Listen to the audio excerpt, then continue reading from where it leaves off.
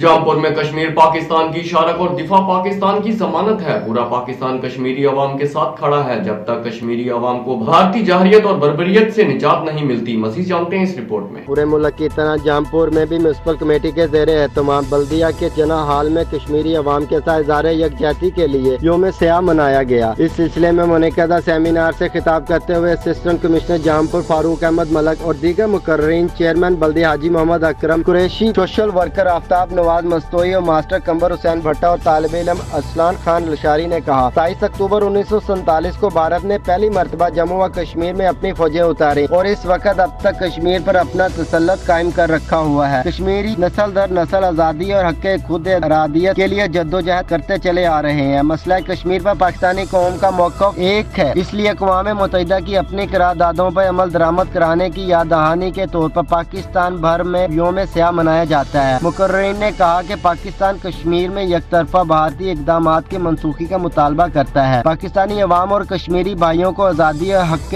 خود ارادیت ملنے تک ان کو شانہ بشانہ کھڑے ہیں، کیونکہ کشمیر پاکستان کی شارک اور دفاع پاکستان کی ضمانت ہے اور انشاءاللہ کشمیر بنے گا پاکستان۔ اس موقع پر شہدائے کشمیر کے ایصال ثواب کے لیے دعا مانگی گئی اور بعد ازاں جناح ہال سے ٹریفک چوک تک احتجاجی ریلی نکالی گئی، جس کی قیادت اسسٹنٹ کمشنر جامپور فاروق احمد ملک، چیئرمین بلدیہ محمد اکرم قریشی، چیف آفیسر ملک عامر رؤوف ماڑا نے کی۔ شرکا نے کشمیر بنے گا پاکستان، کشمیر کی آزادی تک جنگ رہے گی، پاکستان زندہ باد، افواج پاکستان زندہ باد کے نعرے لگائے۔ آرگنائزر ظفر اقبال گدارا تھے۔ پولیس کی بھاری نفری ریلی کے ہمراہ رہی۔